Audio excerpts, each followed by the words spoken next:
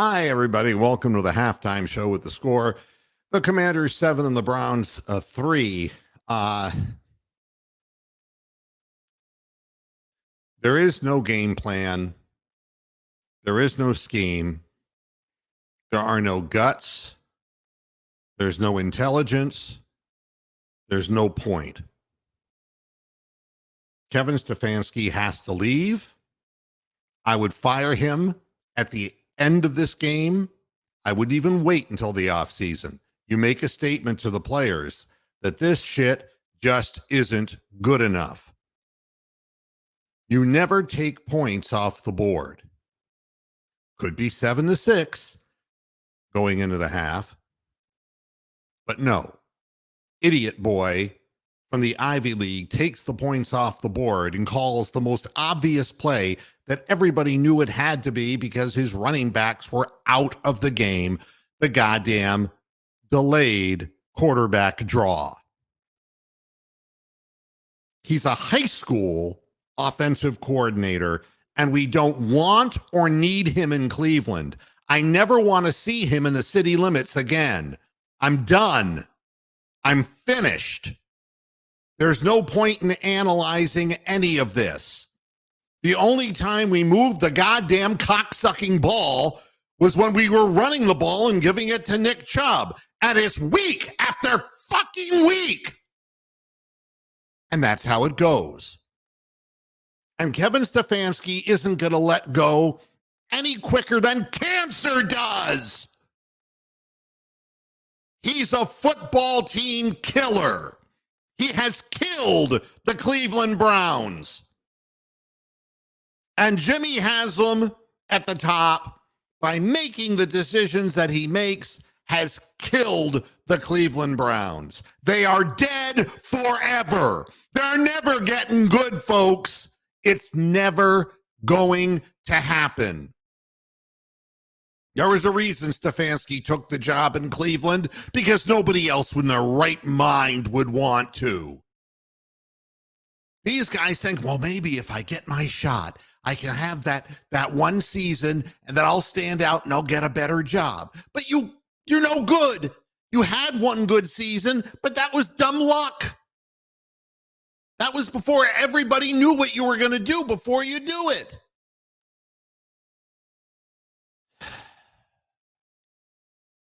Carson Wentz is trying to give you the game on a platter, and you won't take it.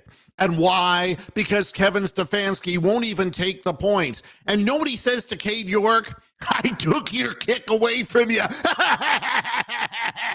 Now miss the next one.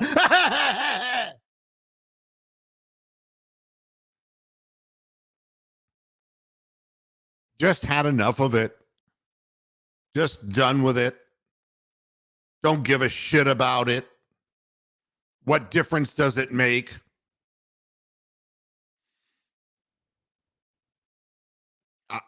For the life of me, I just can't understand. I don't know.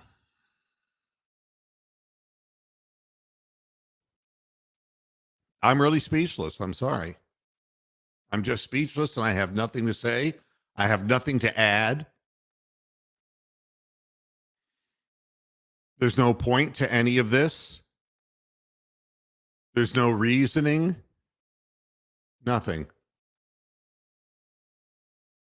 If I sit here and look at statistics, the statistics will tell me what I already know. Deshaun Watson will never have a chance in Cleveland because they're never going to give him wide receivers. You know it, and I know it. He escapes 14 tackles. He's under pressure all day because Stefanski refuses to run the football. Nick Chubb has 5 fucking carries for 68 yards, folks. 5 fucking carries for 68 yards. Oh, we really want him to win the rushing title. No, Kevin Stefanski doesn't want to win anything. He's a smug, arrogant, cognac drinking, dick sucking loser. That's what he is. You want me to tell it like it is? I know feckless people like him He thinks he's got a pedigree. He thinks he's gifted. Well, he's special, all right. Man would get his ass kicked at the Special Olympics. That's pathetic. What is Watson supposed to do when he's back there and the receivers freeze in the middle of the field? He escapes rushers on 2 or 3 plays. He's clearly looking down the field and nobody's moving. What is he supposed to do? I'll tell you what I would do. He could resurrect his career by dumping the guaranteed contract now and demanding a trade and saying, I'll take less, but I just want to win. And people will say, he's not that bad and dumb a guy after all. The league will forgive him. He'll be playing in a place where he can actually win. I would, if I were every player on this team, get the hell out of Cleveland at all costs. Leave, go away, never come back. And if your team ends up playing in Cleveland, get sick that week, don't come back. It's a hellhole for football. It has been and will continue to be forever. There's just no possible excuse for this kind of crap. None.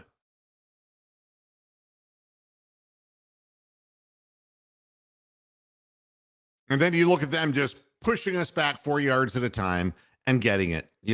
They tried to give us a touchdown by pitching the ball backwards on 4th and 1. And I was like, hey, this guy learned from the same school as Kevin Stefanski. He's running the ball backwards on a 4th and 1. But no, Stefanski outdid him with the quarterback draw.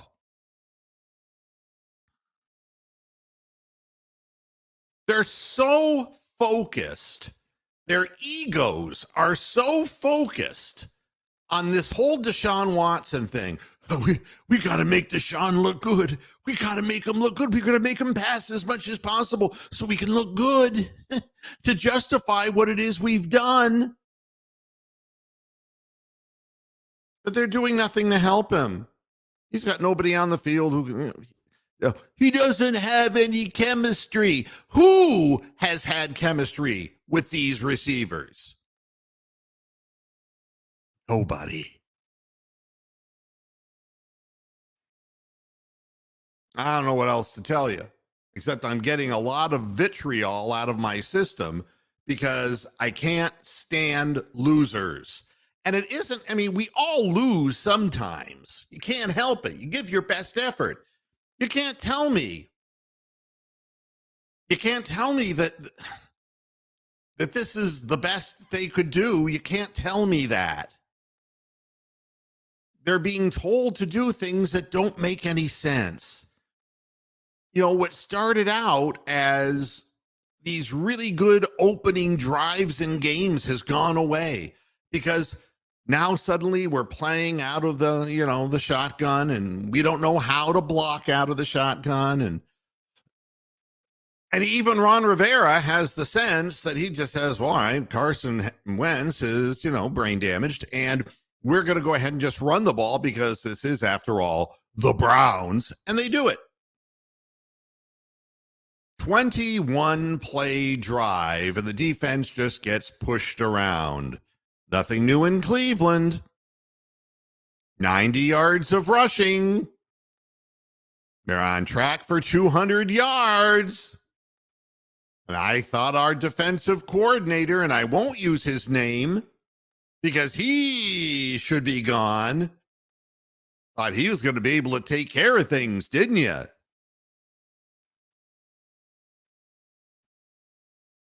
And there is no way to get a game-breaking wide receiver in the position that the Browns are in the draft. They have totally corkscrewed themselves into the ground. And as for D. Podesta, I hope he gets arrested. I hope it turns out that he's gambling, but he's gambling in places where there's some other illegal shit going on and he goes to jail and they take him away. Another smug, arrogant guy. It's my system, you know? It's my system. Yeah, look at the results of your system. It's just pathetic. Well, you know, I did it in baseball and I'm going to go for football. Hey, I'm going to go to a goddamn closed steel plant and I'm going to open up a steel company with the same strategy. Yeah. You know, all business is the same. One size fits all. There's no expertise needed. I'm going to go into the fast food business. I'm going to be an astronaut. Unreal. That's all I have to say. I hope that's enough for you. It's about as much energy as I have. And thanks a lot for tuning in. And yeah, I'll be back after the game, but it'll be brief like this because I'm not going to carry on like this for long. And you know that Washington is going to do what they have to do just to open up the tight ends. And, you know, once they see that the Browns have given up, which we've already seen the quit start, they're getting pushed backwards. They can do whatever they want. Then the defenders in the secondary will play soft, and then they'll get yardage in chunks. And so it will go. All right, everybody. I hope you enjoy the second half. I'm not going to enjoy this all. I don't even want to watch it, to be honest. And I'm really thinking about just cutting out in the last game of the season and just saying enough and not even doing it. And I have done this in past years when I think the team is just not putting out and not worth it. So let me weigh that over, but I will see you after the game today. Until then, enjoy your second half. And I don't care whether the Browns go or not. Bye.